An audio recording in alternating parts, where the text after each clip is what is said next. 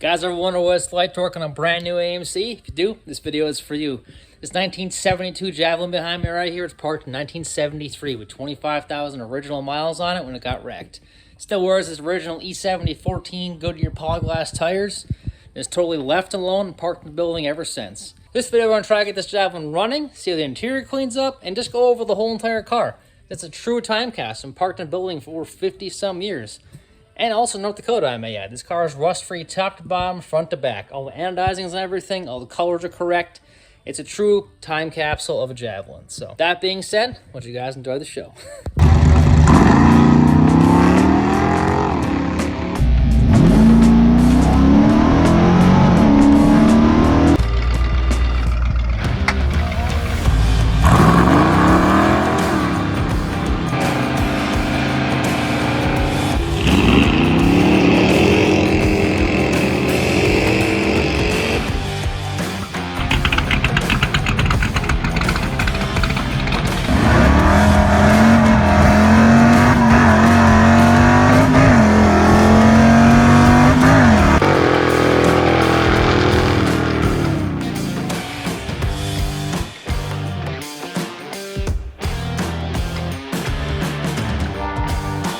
Start the video off with an overview of the car since it's kind of what you guys want to see anyway.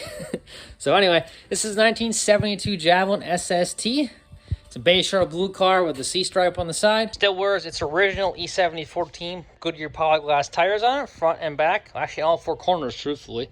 The trim rings and all that kind of stuff. Also, as you can see, like I said, North Dakota car. So it's still got beige sharp blue peeking out behind all the undercoating everywhere else, on the doors and everything. It's a very rust-free original cool car. Under the hood lies a bone stock 72 360 here, all the pollution stuff on it, all original hoses. And like I said, all the original paint on the shock tower tops right here, all the anodizing. Look at that. I mean, look at that wiper motor right there.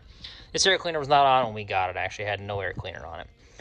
The carburetor was taped shut. And original pollution tubes, all your numbers on your hoses, all your original clamps. Just everything underneath here is just totally left alone. And anodizing on everything is just really, really cool to see. Obviously, the radiator is not correct for the car. It was put in there afterwards when the previous owner was moving around the yard a little bit. But it's obviously hitting the front decently good. Not super hard, actually. It is swung my way just a hair and then bent the caul a little bit. But otherwise, the front end is truly not actually that bent. It's more the tin above the frame rails more than anything. But inside here, we got the 72 seats, obviously, and it is a 3-speed car, so it's a manual transmission car. So got the nice 3-speed knob chilling right there. Nice blue interior in here. Yes, all the SST stuff, obviously. But look at this doors, though. This is the cleanest thing you ever seen. One of the neatest things about this car too is everybody knows a bubble fender Javelin. This is cool right here. This car is wrecked even, and that door gap is absolutely just perfect. Not sticking out anywhere, not in anywhere, just right on the money. But if you look at most cars out there, that's definitely not the case. But I think this car wasn't used enough to have any of those kind of problems. I thought it was also kind of neat, though. It also had the center console right there, too, which, truthfully, I kind of actually like better. It's a little bit cozier than the original full console. It just kind of is about the right height anyway. But obviously, nice blue steering wheel. All your pedals are barely even worn, any of that kind of stuff. Really freaking cool. And you go a little more to the back of the car here. As you can see, it's all this perfect chrome. Yeah, your nice rocker molding, your trim rings, your little stone guards, all your chrome across the back of the car and the bumpers, all just really in perfect condition. Car was so brand new at Fork Motors, Grand Forks, North Dakota. As you can see down here, it's got the original chrome trailer hitch, so you can tow massive trailers. And there's your license plate, 1973 tabs on that one right there from North Dakota. And what inevitably took it off the road was this dent over here. So it obviously hit a pole or something to that effect, some kind of concrete embankment, which brought in the quarter panel about a foot on this side of the car. So what's actually really cool about it, though, is right here. So you can pull this little thing here, and this door still opens. And that's wild to me, honestly. It's just really freaking cool seeing how actually good the AMCs really were in accidents. I mean, your rocker's in a little bit. It did push in the quarter here, obviously, behind the seat. But, I mean, this door 100% moves freely. Like, it's not bound up or nothing. And even the rocker really isn't that far in. It's maybe in a couple inches right here. Obviously this is in there, but this is more tin than it is anything. As we were looking at it a little more a few minutes ago, my dad and I were, you can see the door handle is actually open on this passenger's door. So obviously the person on this side of the car hopped out of this car, or pulled this open or something, or attempted to crawl out of here after they hit whatever was on this side of the car. But I just gotta say, it's really cool to see how well an original AMC as rust-free took a hit like this, and how well it did. I mean, the car's not bent up, like driving-wise. You're not dog tracking, you're not nothing. I mean, you go into the floor pan right here, it's a tiny bit bent right there. We'll put it on the hoist and get a better view from the bottom side in a few minutes here. But your spring right here to the frame rail itself, 100% the normal gap. Nothing is weird right there at all. It's literally just the rocker right there and the tin above it and the roof a little bit. But truthfully, if you pulled out, put like a plate in the car about right here and pulled this out, a lot of your roof would come back and a lot of that tin would kind of fall right out with you. Pull your rocker out a little bit and you probably need a door for this side. I mean, obviously you have to put a half a quarter on the car to have it look perfect, but you get a lot of the dent out, and you actually could easily fix this side, is what I'm getting at here. No, can't just put a plate in the car here and pull it out. It's not going to be a showpiece after that. I'm not that delusional here. But overall, I'm just saying, that side of the car really isn't as smashed as I originally thought it was when I first looked at it on the trailer. So, and even the front half here too, like I said, it looks a lot worse than it actually is, truthfully. So if you look from the front right here, you can see that the trough is over some, so it's not lined up with the car. So the trough is over probably about 6-7 inches. And then you go on this side, this trough is a little bent up, but it's not. This one's pretty straight though. And actually, if you go down below though, the frame rails are 100% straight with the rest of the car. They're not really tweaked in or nothing. They're pretty good. This one may have a slight tweak towards the driver's side, I should say. But it's mostly actually tin that's above the actual frame rail. So you can honestly pull this one back a little bit, put that one back. And then what you have left in this car is like every other Javelin. You have the tie bar, low radiator support, and I guess this side's pretty bent up, so you probably would cut it off from the shock towers and put a front corner in it. But you have a pretty good original car. And in theory, you're not fixing rust on this thing. This thing is, like I said, it's got beige Shorbu floors on this car. It's perfect underneath too. So we'll toss it up on the rack here in a second. I'll show you guys how awesome it is actually underneath. Before we get to putting it up on the rack though, I figured we'll take a little gander in the trunk here, see if we got any goodies. I haven't actually looked in here too much yet, truthfully. So, so I see we do have the original inflatable spare in here. We also got some bent up hood hinges, so they're good shape. The tie bar is, or the little radiator supports, about as bent up as a normal one you see on other Javelins, truthfully. It's actually not a whole lot worse. Looks like we got a valance in here, kind of sitting down below everything. That's everything else. So kind of just the accident in general. Back here is tin, but it's kind of neat when you find stuff like this, like the grill piece, where it's not rusty at all. It's just kind of bent up. So truthfully, you can just straighten it out probably. It's just nice when stuff's not rusty. It actually is worth pounding dents out of it. Water was okay at one point. Water, yeah, it was okay at one point. That's definitely cooked. There's no coming back from that one. We'll have a couple other pieces pulled out of here, then we'll check them out once they're actually out of the trunk. Well, got the front end of the car laid out, or what's left of the front end of the car anyway. So the valance is a little more cooked than it looked like in the trunk. Obviously, it's just really, really bent up in this corner right here. If it wasn't so bent around the lights, actually the flat area, you could probably easily actually straighten it. But they're actually pretty affordable nowadays, truthfully, so it's not really worth it. But it's neat to see. You can see all the original lines in it and stuff like that from all the runs and everything else from when they originally painted this car. Because look at these runs. They're just everywhere. There's a crap load of them all going across the panel right here. Well, was over this way too, and it's just funny because it was pointing at the ground, so no one really cared what it looked like back in the day. It was just a brand new car. Obviously, you got your lower radiator support, pretty bent up. Hood latch piece is also pretty bad. It was all painted black with behind the grill and stuff, and it's nice and rust free, but she's a little twisted. So there is that. Bumper brackets are pretty cooked. There was the headlight bucket area on the one side. The passenger side actually looks like it took a little less of the hit. It's not quite as bent. I mean, it's definitely bent. And I'm not saying it isn't, but it's definitely a little bit better. Looks like the fender was torched off when they tried to pull it apart, but there is some nice clips in this thing yet, and that kind of stuff. So there's that. Got that going for it. And those two pieces of tin are actually bent up, but I think I'm actually going to straighten those because they are rust-free. and original paint, and most of the stuff is bent. You can, with a dolly block, you can pretty much pound that nice and flat and give it a fresh coat of paint and ready to go again. And look at that nice original sticker right there. That's cool. And the trunk itself is also very nice in here. They did put something very oily in here, so the original trunk mat is very saturated, but it didn't allow for rust though. So there's a little bit of dirt in the quarters over here. You got that AMC Javelin life going on here of a car from a dusty area, much like North Dakota, obviously.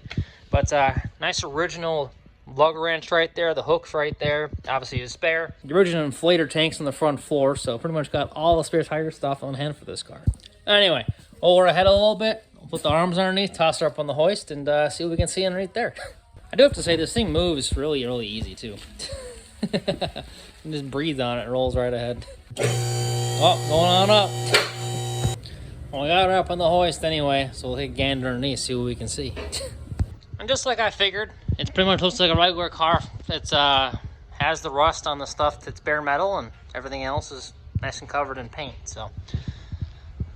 There's a little bit of orange on some of the pieces right here. It looks like it, you know, just has a little bit of that orange on bare metal pieces, but otherwise very, very nice. It's a little bit of North Dakota dust kind of creates the same effect though too. My Tan Eagle was kind of the same. But, you know, everything underneath here all left alone. It's kind of cool to see the original paint in the motor like this though. That original turquoise color right there. Got a little ding in the oil pan, probably from other stuff that went on with it, you know, other activities. Probably when they wrecked the car actually. And I'm not sure about this little hole here. I'm not sure about that, but that may have just been for clutch access or something, but that's kind of a common thing with bell housings, truthfully, on these cars for some goofy reason. But that's all your nice gold anodized bell crank Z-bar over here, though. All nice and shiny looking yet. All the spring stuff, never worked on, never played around with. You can even see your exhaust door slides very easily, nothing to worry about there. Nice rust-free floors front to back, just awesome to see. You can see over here, got nice light blue paint on things, a little bit of orange in the bare spots like I was talking about, otherwise not bad at all though. Truthfully, I'd say it's perfect in all honesty. Just neat to see actually something that just isn't even thought about rusting yet. So even rockers are pretty empty dust-wise and things. The exhaust is a little orange, but I think that's probably from just sitting for a long time. Probably had water in it when it stopped, like, you know, because 0304 with 2-barrel, and that's a pretty efficient motor, so it might have a little moisture up in this thing, you know. 210 CFM, they don't use a lot of gas or anything, so. Training stuff looks all nice up in there yet. How's the linkage look? Nice and greasy yet? Oh, yeah. Nice 3-speed linkage. The shifter in this car moves like butter. It's actually cool. It's the easiest shifting 3-speed I've touched in my life, to be honest. But pretty nice and ungreasy for 25,000 miles though. So. Oh, it is. It's actually, yeah. Tranny's nice and dry. Obviously, if it leaked a lot, it'd have a lot more oil coating on the bare metal pieces, but it didn't. So, you know, the back of the head up here you can see has a little valve cover paint there. Probably had a little valve cover leak or something. Well, actually, that side's nice and dry. That side's got a little, looks like a little bit of a loose valve cover, but that's, you know, common AMC stuff. Nothing out of the ordinary. I think every little AMC motor's got a little bit of that somewhere at some point. Look up back here, you can see Oran's has got just a little bit of that stuff on it, kind of that, you know, sitting around look to it. But I mean, the shocks still got black paint up in here. Brake lines are all still untouched and left alone. Even got your rollover valve up in there, and the hose is looking all real nice yet. Got the 20 up in here. I did see it did touch the floor one time. So either the guys were jumping railroad tracks, so that might have happened when I got in the accident, but it's got a little bit of a bottoming out operation at least one time. All this left alone here. Nice original hose. It's really cool looking up in here though. Those are just neat. That's just cool to see right there. Not even thought about anything happening on those. It's not. I did see something pretty noticeable though. So this is a rust-free car, unworked on. And they got that vent hole plugged off with body caulk on both sides. This side is it, the passenger side's that way. Same as on the driver's side. So apparently they weren't wanting the water and the dust to come out of these cores. They're looking for it to rot out, I guess, because you had a drain, but it's plugged from the factory. It's caulk. Which seems pretty wild to me, but that definitely explains why these cars always have rusty quarters, though, that nothing ever get out of them, you know? What's that, Dad? Another little tip for restoration work: when it comes down to things being original, nobody ever put a screw. There's no hole or anything. The line was moving too fast for that guy. Maybe he's a little hungover or something, you know? Maybe it was must have been a Friday car. Could have been a Friday car. Outside's really freaking clean too, like that, you know? Got the factory trailer hitch going up to the floor right there. Real sturdy. Both sides. And even on this side too, where all the damage is, this is actually really nice. It truly just popped the spot welds out, which is actually even handier for fixing it. It just pushed this back a little bit. There's your original inner rocker right there. Pop the spot welds out across this. So it's really easy to pull out that way. You don't have to actually cut anything. It's already kind of broken loose. And looking at the torque box here, you can kind of see it didn't even touch the torque box at all. It just rolled this lip just a tiny bit. This is all totally left alone, original, not even touched. Rest of the torque box. So when it hit, it probably hit the hardest, probably about right there. But again, this dent is kind of a rolling indent. It kind of started at the door, then it stopped right here.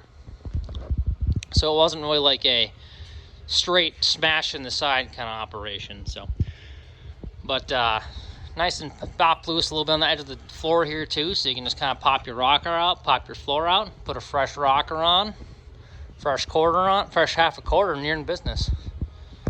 What's that? I said, I think I figured it out. The reason the trunk's all oily is because they had a can of diesel fuel in when they smashed it. Yeah. If you look over here, come stand this way, it's eating all the undercoating off. And it's still oily. If it was gas, it would have ate it, but it wouldn't be oily. That's possible. If it was motor oil, it wouldn't need it. But see how the rubbers are big and fat? Oh, yeah. That one's even almost junk. The one here. That's true, it is. Interesting. That's okay. That helped the back of it stay really nice. Oh, yeah. It really did. I mean, it's all over the back tie bar in this area, across the frame, and right down in the quarters and everything, so. Also something to note too, looking at the frame rails in the front, you can see where they're not even moved at all. Like looking onto the floors here and stuff, you can see these didn't even crack, didn't move, didn't nothing. All the welds are in the exact original spot like they're supposed to be. None of the undercoating even thought about moving. So these are totally solid in the right spot down here. I think this one might be just the ear on the edge here and tipped in just a hair, but nothing major on this side. This one's 100% straight. You can see that way. And back here the same way, where it's not even touched. All the body chute is just like it came. It's really even neat too, as you can see where they shot the body chute on from the bottom. It's got a bald spot above the line right here because they shot from this angle like this and blasted it in there. And then it just kind of all pile up and then get to the top side. It's kind of neat looking at the cars in their original form of how many flaws it really did have for restoration work. If you're doing it more authentically, like it actually came, there's a lot of flaws you gotta leave to make it look actually like a brand new car. I did see it actually still has the original exhaust clamps on it too. Got this original goofy looking one on the muffler right here, where it's got the one bolt and kind of the hook deal on this side. Just strange. I don't think I've seen that in a long time. And then even on the back right here too, it's got this little pinch clamp with this actual like leg bolt, which actually clamps around it instead of a traditional clamp too. But I'm guessing that probably was made that way for more clearance on your spring. And also you put a trailer hitch on, you had nothing to worry about too. So, but anyway, I think it's enough looking at the car on the hoist to kind of seeing what it is. I think we're gonna drop it back on the floor, see if we can get this 50 plus year old 304 to fire on up and idle and maybe move the car on a little bit, and go inside the car, clean the interior up, see how nice it actually really does look in there with those 50 plus year old seats that have not even been sat on that much. Now we got it back on the floor. I'm gonna get the plugs pulled out of this 304 over here and make sure we can get the cylinders pumped full of oil, get it properly lubed up before we even try turning it over at all. It does move by hand a little bit. You can kind of pull the fan, get it to move a little bit.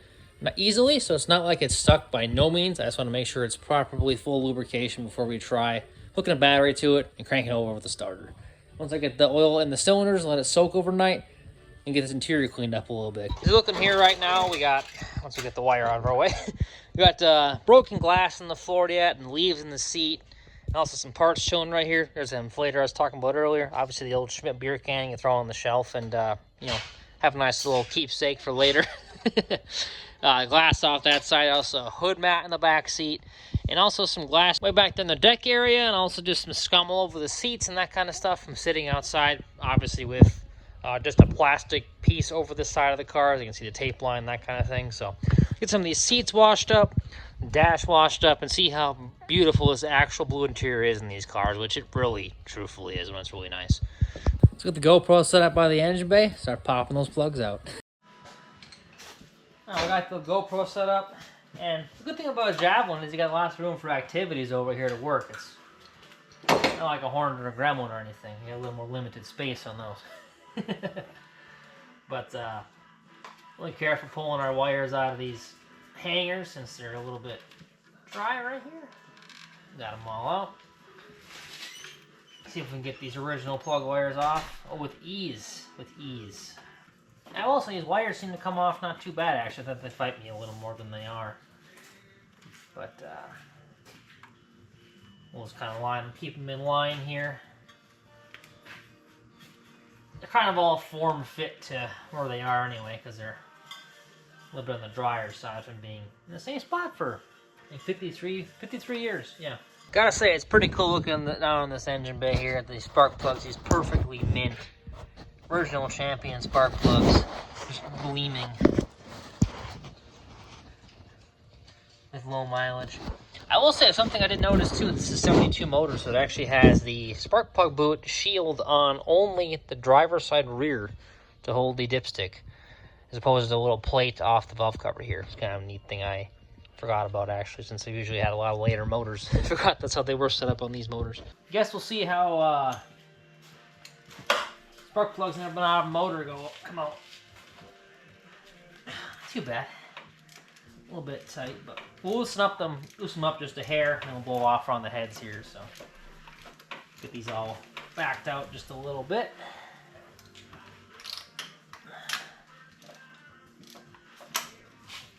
I will say well, that one's a little looser. Not too bad. Got the driver's side loose. Even got a and dandy tool tray on hand right there.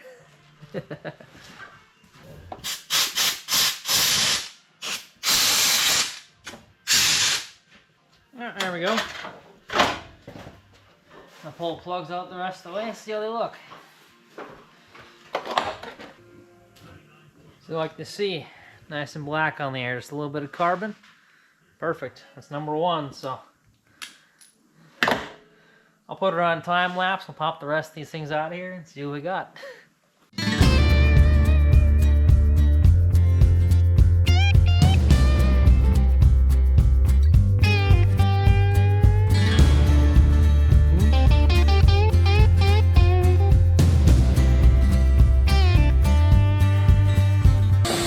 While we work on the plugs over here, Dad's getting some of the interior cleaned up. So you can see even just vacuuming it, it's a massive improvement. Front floor looking nice and perfect over here already. Nice and blue over here. Seats already looking better, getting rid of the glass. Back seat's a little high in the middle just from the being pushed in a little bit, but I think truthfully if you pulled the quarter out, that seat would kind of just come right back down normal. Be all set to go. Well, since Dad's doing stop for a second over there, I'll take a gander at the plugs, see what they actually look like. Got them all in order here. So they all look very nice, truthfully. I mean, all 1 through 8 all have a nice little bit of carbon on them, a little bit of that perfectly just kind of idle around the yard look with a little bit of richness. So nothing alarming by no means, which is really awesome to see. Not even rust in any of them. I mean, number 8 is probably the one that has the most, and that doesn't have almost absolutely nothing, just a smidgen on the threads. But truthfully, if you're looking at rust on a plug, you're looking on the strap in this area right here. So I think she looks plenty good plug-wise, so it's a very perfect sign. So I'm gonna pump her full of oil, let her sit overnight, and we'll throw a battery on her tomorrow, see what she does. We're gonna stop vacuuming inside for a second. So after further inspection, though, I will say that the quarter panel piece actually right here looks perfectly fine. It's not even cracked anywhere. Obviously, the seat's popped up a little bit, But this is totally fine. It's the only chunk of plastic in this entire car that broke during the accident is up here on the quarter panel, on the top roof area. Just really impressive. Also looking here too, people in the back seat did have the seatbelts on. They are out and fully adjusted. So I commend them for riding along. Even the front seat here, the turtle back is totally intact. It literally just, the armrest was sitting on the side of the seat right here. This isn't even broken at all, nowhere, which is totally awesome. I mean, interior is virtually intact in this car from the accident. Well, I decided I want to drop the borescope down the plug holes, see how the cylinders look and stuff like that, but it's dead right now. So while letting it charge, we've been cleaning the interior.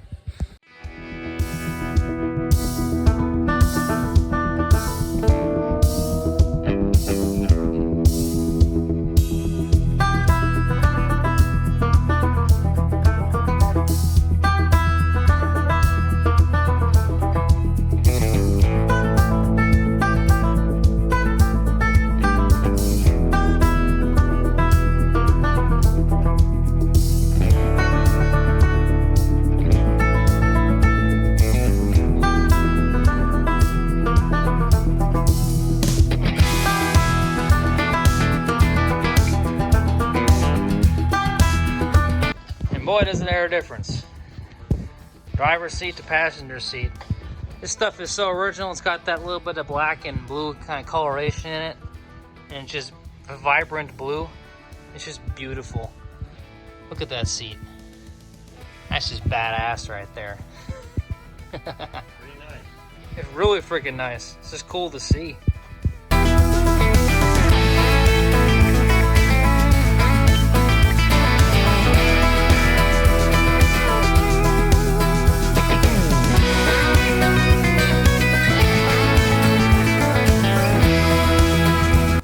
Well, the vacuuming fest is done for a little bit.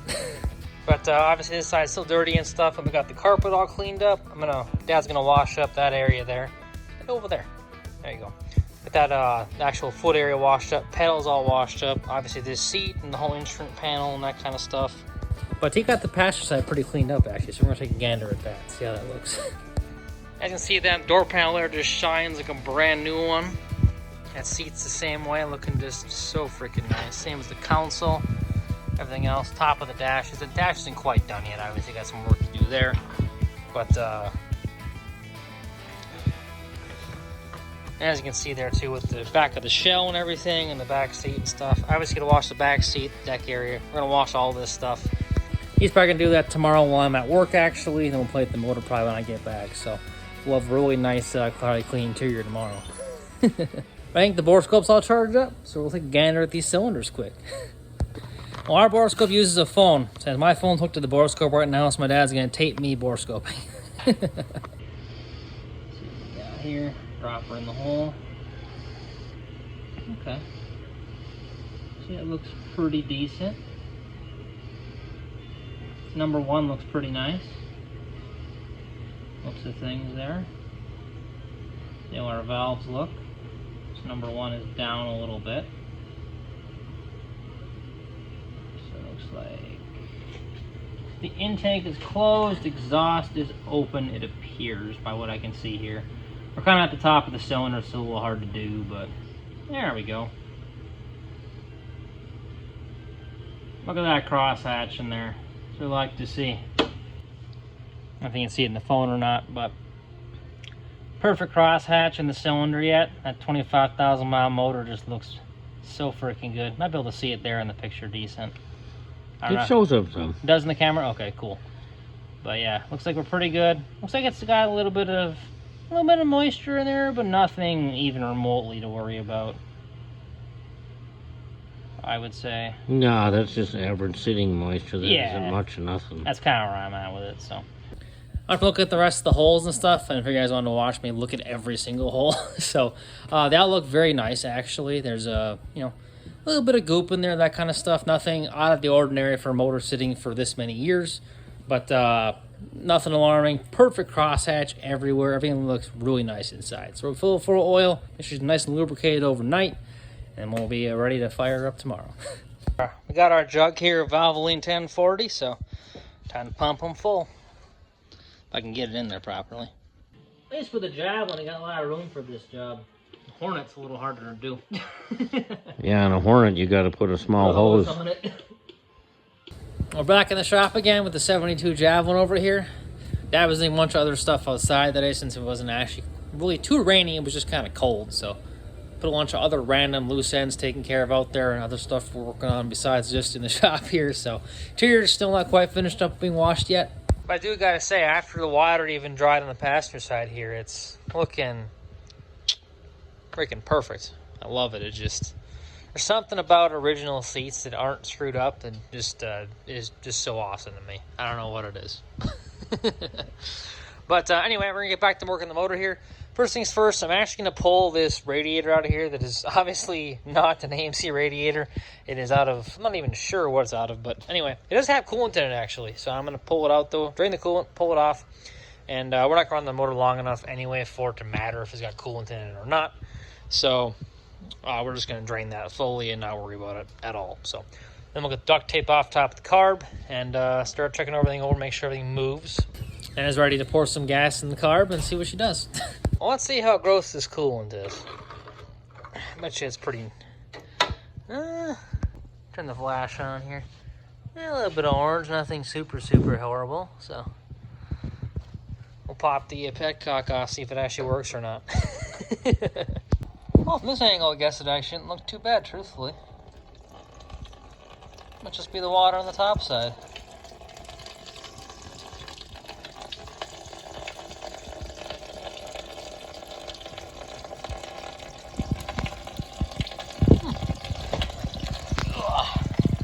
A little bit of color, but nothing insane. Actually, the coolant isn't bad. It's just orange antifreeze. It's like Dex Cool kind of stuff. It's actually what someone put in there at some point. So, actually very clean antifreeze. After you guys want to actually pull a radiator out and that kind of stuff. So radiator's out of the hole. Got the top hose cut off and stuff like that. All the extra antifreeze cleaned out of the thermostat housing. There was just, obviously you didn't want it spraying out of there. Then we got that hose basically sitting down, wired over to the steering box. The pan beneath it, I also shut a bunch of rags up in there so I'll get rid of any more residual coolant that's in the hole. Also took a few seconds to basically have this wiring right here kind of zip tied over to this side so it doesn't get sucked into the fan or something goofy. But now we're going to do, I'm going to have to pop the plugs back out because I put them in last night just to make sure no varmints decided to hop in the motor overnight. And then I'll take a ratchet over in the front here and we'll try to turn this motor over a little bit with the plugs out of it. Just by hand, make some turns, make sure it's all turning properly, nothing seems goofy, nothing seems tight, any of that kind of thing. With the oil we put in there yesterday. So sort of lubed the cylinders plenty for this job to go a lot smoother than it would have without it. So we'll I'll put the GoPro up here quick and then I'll start arm wrestling with this 304. All right, we'll give her a shot, see if we can get her to move a little bit. Well, keep it moving, I should say. It definitely obviously moves, but it see how stiff it actually is. It's kind of an awkward spot because there's other fans in the way, but you can reel over pretty nice actually, not gonna lie. I'm just lightly pulling on it with this ratchet here.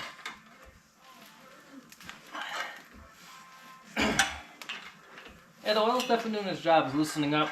Loosening up literally as I'm turning it, so. Now we can see the motor turns over freely like it's supposed to. We're gonna do some other checks in this thing, make sure it's got fluids everywhere, like the power steering. Engine oil I did look at, but I'll show you guys. I actually forgot to tape it. It did have some very nice clean engine oil in this motor, actually. You can see right here. That's how we got it too, so. Sorry, our stick is upside down. It's a little over full, but that's okay. There's nothing, there's no oil anywhere in the motor, so it's gonna be a little bit higher than it needs to be. Just how oil drains back into a pan. That's what it is. Do have some power steering fluid I saw here too. Looks like that's pretty good yet. So that'll be okay for turning it over. After further inspection, I think there's a couple more things I'm going to do this before we actually even try starting it. So I was thinking about it more, and since this thing's been parked for so long, I'm going to change the oil filter so we don't have any problems with pulling garbage out of the filter back in the motor. I think we're also going to mark and pop the distributor out of here and also prime the entire oiling system with our dummy distributor we have for prime brand new motors with. That way we can have oil in all the components before we actually even try firing it. So we'll start out with the filter here quick, and we'll move on to popping the distributor out in a little bit. Oh, time to crawl underneath and pull the old filter off here quick. See if I can knock it myself off a little oil. definitely pulling the filter wasn't a bad idea. We got a little bit of dark oil down here, so I think that was definitely a good plan to do. Not that it looks obscenely bad by no means. It looks pretty decent overall, actually. It's got some color too, but I mean, that's any kind of oil sitting for a while, so. Definitely worth pulling it off, I think, though. I would say that. See how the motor looks down there, too. Pretty nice and clean on the filter extension down there anyway, so we'll get her wiped off and put the fresh filter on. Got this Fram PH25 I got off the shelf. I usually don't use Frams for anything on our own cars, but it's a nice one for this motor just because we're more just filtering out a original motor that, you know, obviously will be gone through if you're going to really use it for anything. So we'll get the seal all lubed up and stick her in the hole. Well, we got the nice orange filter peeking through down there. Looks a lot nicer in the motor. And then we'll get the distributor marked up. Put a nice little line on the timing cover here and on the actual stem of the distributor. And we'll pop her out of the hole and start priming the oiling system.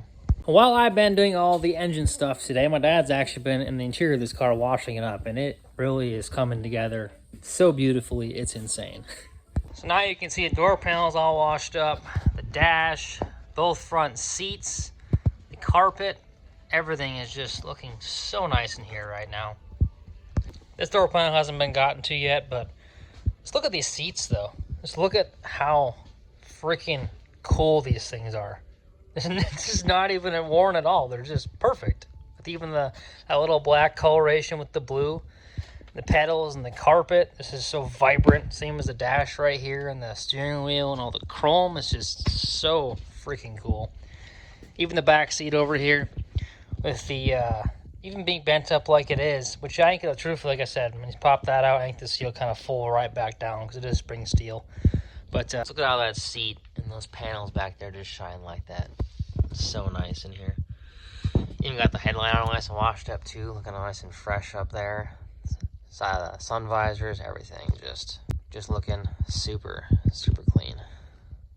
I mean, even read on cars, they got something that's just not quite the right color. Whereas this stuff's been inside for so long, it just has vibrant. It's like a brand new car in there. It's just cool. There's nothing, I don't know. I'm just pumped right now. This is awesome. Stop popping the cap out of our way, so we got less to play with, which is obviously with the Delcos. Just your 2 screws and then I'll pull that off too here. Nice easy like. Put that out of our way. Looks like our points are in pretty good shape yet. Might need to do a little filing. It looks a little bit corroded on the actual contact point right there. But looks like our oil wick's in nice shape and all that stuff looks nice. So maybe a little filing and checking the gap, and we should be good points wise. But anyway, we'll get this nut pulled off or the bolt out of here, and then we'll get our mark in there and then slide the distributor out of the hole. And a punch or chisel works pretty good for this job. But if you do want something that works a little bit better for even just center punching pieces, these spring tools are freaking awesome, honestly. I'm not paid by anybody, I'm just promoting good tools here because these things kick ass. Basically, the set comes with this many actual center punch options. So you went with a carbide tip, a couple of carbide tips, and then actually a center punch, dual end to center punch, and then actually chisel options. So anyway, you just kind of line it up with your job where you want to make your mark at. Like I want to make one about right there. Hold the one side and then just pull her back and just like that. And that makes a mark. So, which is really awesome, honestly. With that spring action, you just got 2 nice, distinct marks on the distributor and on the timing cover itself. So, it'll be a nice little setup like that. We'll take an air hose, blow around the distributor here quick, and we'll pop her out of the hole.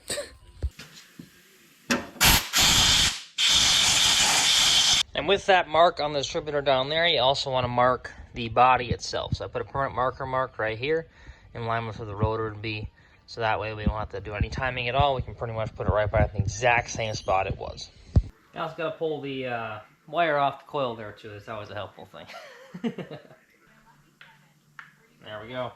I will say, it's really cool to see a nice set of gears like that are without almost no wear on them. Original AMC distributor gear. Now we got our distributor out. We'll take a little gander down the engine here, see how nice it actually looks in the timing cover. And I gotta say, it looks pretty dang clean down there, which is nice to see. Now that's out of the way, let's slide in our highly modified motorcraft distributor over here. This is set up to basically prime all our race engines or a motor like this. So has no gear on it, just has the tine for priming, and then we have a welded washer on the top side right here.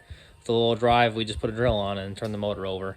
Turn the oil pump, I should say, putting oil throughout the motor, much like it would be if I was running actually. So slide this in the hole, get my drill out, and we'll start priming this thing. Make sure you're engaged in the oil pump like we are right here. And we also got our direction located on there too, so you don't spin it the wrong way and unprime oil pump. Now I'll get my drill out and we'll start the fun. And just a nice burial drill like this. Just chuck her on there. I start off slow, like first gear, it's got torque and it just kind of pulls the oil. You can hear it kind of drag down right there where it got full prime. Now it's actually putting oil throughout the motor right now. Well, I got all the priming done, so it's ready to pop this thing out in a second, but take a gander at the original distributor here. What did I actually have for springs on this stock 304 anyway? Oh, they're a pair. Pair of pretty heavy ones, or what we got? Yeah, they're kind of a little bit of they're not the heaviest, but they're not the lightest. Okay, so kind of middle of the road then. Yeah, but there's a pair of the same. Usually be one heavy and one light, like if you had a different gear. This has got 354s in this car, so it probably has two mediums because the 354s, it can handle the advance coming in faster. That makes sense. That makes sense. 287s, you'd have to have a thick one and one lighter, or one medium. Yeah, to come in a lot slower just because the motor can't get there as easy. Right, similar if you had it in a wagon. Or an automatic in here or something. Probably with the stick it's got that too because it can tolerate it a little better as well. The trunk of this car also turned out pretty dang cool too. It's still got the original trunk paint and all that colorations and kind of stuff, which is really awesome. Along with the original spare and the inflator and all that stuff, which is always cool. And even the original hold down right here in perfect condition. But it's just cool seeing the black quarters and the original spare sitting there and all that kind of thing, and the original trunk paint just looking in perfect condition because it never even really got wore out. Wasn't enough cases of beer hauled back here yet to really actually wear out the trunk paint. Well, we'll clean up these points. They do have a bunch of corrosion on them, so. It did actually. Okay, it's kind of looked like when I was under the hood, Yeah, but we're just gonna spread them out just a little bit here, then drop this sandpaper in. Lots of people say about using an old matchbook, you can clean the points with that, you know. But when you're in a jam, I happen to have some 400 sandpaper, so I'm just going to use that because I have it. So I'm just going through there and I'm cleaning the pitting off and the corrosion off instead of putting a new set in because we just want to see how it runs. yeah, it's hard to only justify a new set because Well, we don't know if we're going to take the motor out of it and drive around or what. So until we have that plan, there's no sense in a new set. well, So exactly. You just run the paper through there. Until you get to a spot where you're kind of looking similar to what we are now, where you can kind of see it's got a nice, clean face to actually create contact on. Now, points should be set at 16. 14 to 16 works. They should be set at 16.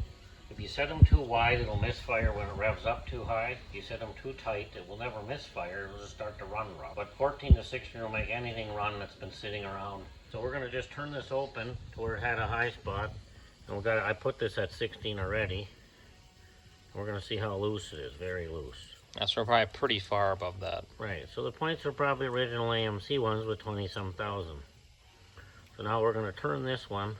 So once you have that feeler gauge in there at 16, like I do, and you're pulling on it, it should have, when you're on the high spot of the cam there, of the distributor cam, should drag. So this needs to be a tiny bit tighter.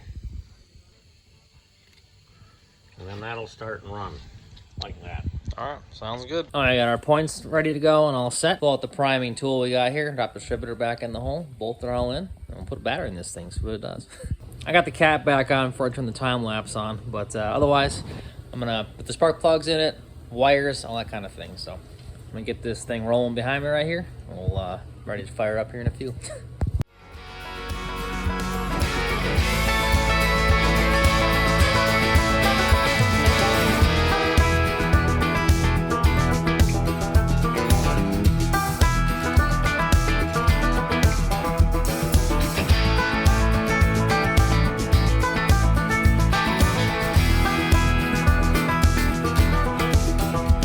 Got it hooked up, battery in the hole, so we'll turn it over a little bit with just the battery, make sure everything sounds proper.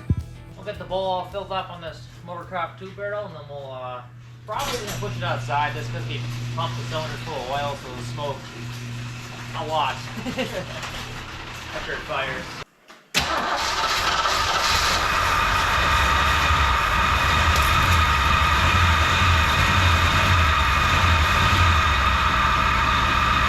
Where's like a kid?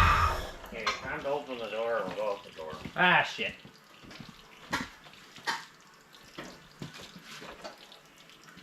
You got the leak from the filter. Filter to cool up, yeah. Well, she runs good, obviously, and that kind of stuff, but the oil filter was not happy about life. It decided to explode, actually. So apparently it just ballooned right up and popped right off, so. I would say maybe that the spring in there is stuck in one spot. Probably stuck in one spot. That makes sense. Yeah, we should probably pull this apart and have a look before we get To do any more work with. enthusiastic. But yeah, a little bit of puddle there. But I guess I get fresh oil now. There's that. So, but ran pretty good anyway, by the sounds of things. You guys heard in the camera. So we'll get this mess cleaned up here and probably take the oil filter housing bottom off and see what that looks like. All right, but the pressure relief bypass that's in the actual housing got stuck in one spot, just been sitting for a long time. So we'll pull the bottom housing off there and see what it looks like. But we'll clean this mess up first, hence the copious amounts of floor dry. Well, I guess the muffler had a little bit of stuff in it. Not too bad, though. There's a little better visual on that filter down there. You can see she's pretty ballooned up, so. Spring come with you? Yeah, but the puck inside has. Plunger's probably still up there. Give me a screwdriver. I'll see if I can put you in it. Yeah, it should have came out initially right there, so it didn't. So I'm gonna blow a little air in the bypass hole next to where the filter goes on, and that should pop the puck out where Dad's at, so. Anything or no? Oh, you got a bow on it. Still up at the top. It's always something. Let's move the 72 back in the garage here. If you guys saw the footage there, the plunger actually is stuck. That is the problem. That's why we do have the issue with the filter popping off, so. And it shouldn't be that hard to get out, actually. So I'm going to make a tool, actually, for it. We can get up in there and kind of wedge behind it so we can kind of have a way to pull it back towards us. It should come out about as easy as the one that's on this pump in front of me right here. I'll show you how easy they're supposed to actually come out. So usually when you have this piece stuck in there, you can pretty much they almost slide out most of the time. If you need a little bit of air, usually you can just kind of shove the gun right here and kind of go like that, and you're ready to go. In this case, I'm going to plug this off on the pump here, and then see the plunger's right there, but there we go. Plunger's coming right out. But probably thinking about this now, if we're unable to plug this hole off flowing into the block, it's not going to let us let the plunger out. But this is actually what's stuck anyway. This is jammed up in the hole right here. This is next to pressure regulator. Plungers, this actually helps regulate the oil pressure on your motor. And when this is stuck, it's unregulated, and then it just goes as much pressure as the pump can make, which is a lot more than the usual, say, 60 psi hot or 40 psi hot, something like that. So anyway, when this is stuck, it goes to, like, we'll say 120 in the pump, and then that pops filters off and that kind of thing. So I'm going to make a little tool that kind of slips in the back of this, because it kind of has a cup, if you can see in the camera here, maybe. Not the best. There you go. It kind of will catch this edge a little bit, and we can try to pull it back towards us out of the actual hole that's in the pump on the car, because I really do not want to pull the filter housing extension off the original pump on this car right here, since the 25,000 mile motor all left alone, and it has really good oil pressure. It's all working properly, so I really do not want to disturb any of this.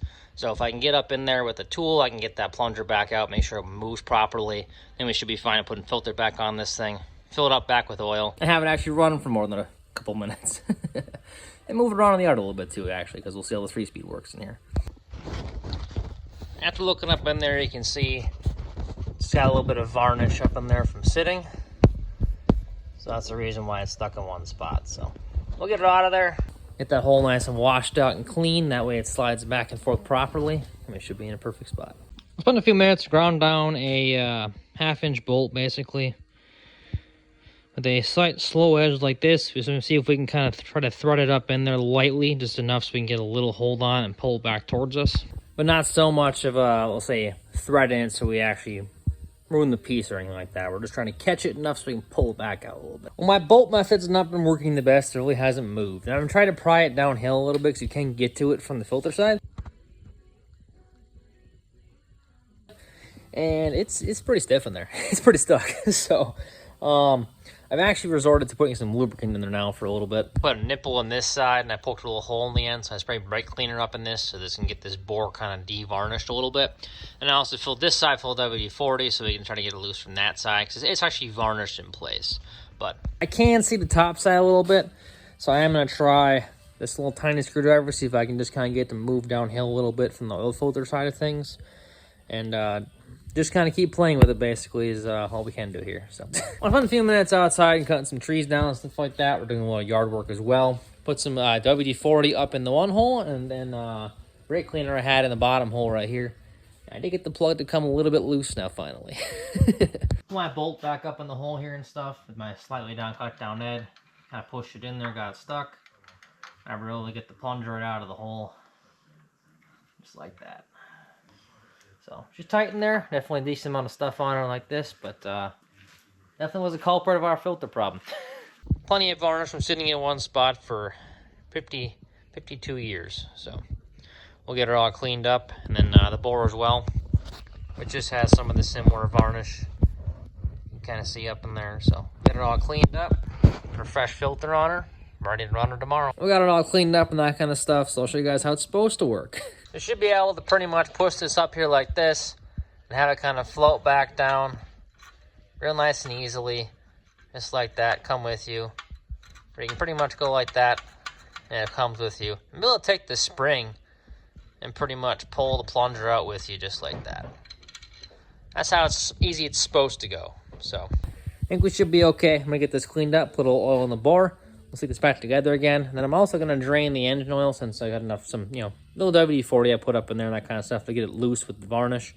So we'll just put fresh oil in the motor, then it's gonna be good to go from this point forward. So, well, after all that oil barfed out of it, we still do have plenty on the stick though. So we're just a little below add line, so nothing to worry about there. I figured it was about 1.5 quarts on the floor of my own self. I worked at an oil company as an engineer for about 2.5 years, so you just know what a puddle of oil looks like and how much that is. Let's see how the rest of this oil looks before we put the new stuff in. I already broke the plug loose a second ago, so I wasn't trying to do it on camera. See if we can do her here. Oh yeah, look at that. Not a speck on my fingers. It is possible. But a little bit of color to it, that kind of thing, but it's expected. It's been in the motor for a while. Also, the oil pump put back together again, so I got our spring put back and our relief valve here, and the nut put back on, so that's all tight, ready to go. And then I'll probably throw a filter on here in a few minutes. The filter's done with, and then once it's done, we'll let it drain overnight, and so it gets all the oil out of it. All time for the second oil filter this car is getting in 2 days. From the gas station that was part of the shop my dad worked at for a long time when I had business, we bought probably 6 boxes of these Union 76 filters. So got a bunch of old vintage PF24s from that. So brand new fresh filter. Throw some oil on the seal here quick. Put her up in the hole. Filter will be done. And I'll obviously let her drain out overnight, like I was talking about before, and then we'll be ready to go. Well, tomorrow we can fire her up and drive around the yard a little bit. I'll stop by the store on the way home. Got a fresh 5 quarts of Javelin over here. Got the filter put on last night. Down there, got everything washed up a few minutes ago from the Exxon the filter made. So everything's all cleaned up. So the funnel and the fill tube over there. Start pouring oil in this thing. And be ready to fire her up. See how she runs for more than 5 minutes this time. After running out that old oil, but this engine will love that fresh Javelin in there. Well, I got the carburetor full of fuel and stuff, so I'm gonna hop on in here and back this car outside.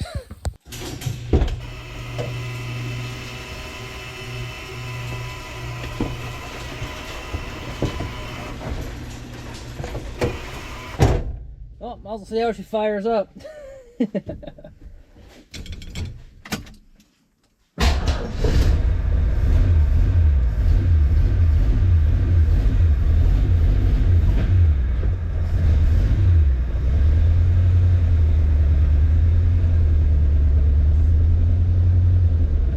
He's running move pretty dang good, I gotta say that.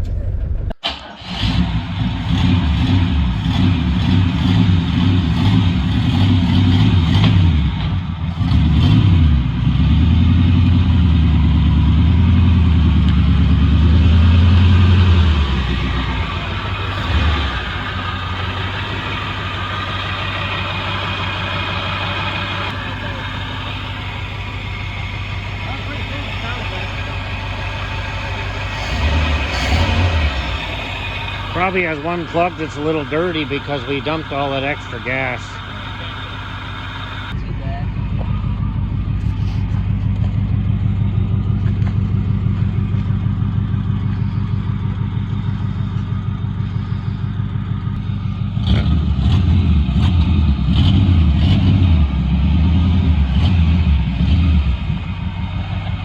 Gotta say, it's not every day I get to drive a 25,000 original mile 72 Javelin, especially when it's been parked for over 53 years. It's kind of cool to drive, honestly. It's just something about hopping in that interior, driving that 3-speed lever, pushing in that nice suave clutch, and just backing out the door. It's just, I don't know, nothing like it. I gotta say that. So, and I haven't driven a $25,000 Javelin before, so it's off my bucket list as well. So, obviously you can tell it doesn't run perfect. Probably need to use a fresh set of plugs and wires, that kind of stuff, since they are still original to the car yet, and all that kind of thing.